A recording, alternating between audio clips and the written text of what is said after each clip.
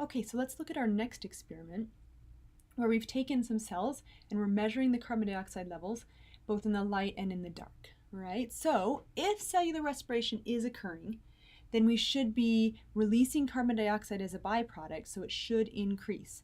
Now, nearly all organisms do cellular respiration. This process occurs in all environments despite sunlight being available, right? So it doesn't have to have sunlight. Meanwhile, if photosynthesis is occurring, then your carbon dioxide is being taken back up to make sugars, so it should decrease again. This process happens in plants, algae, and some bacteria, but not all bacteria. As you likely know, photosynthesis can't happen without sunlight.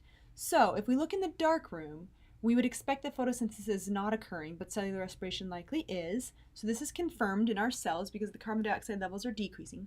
However, in the light room, if photosynthesis were occurring, then we'd expect the carbon dioxide levels to be depleted, yet carbon dioxide is decreased in the light room as well.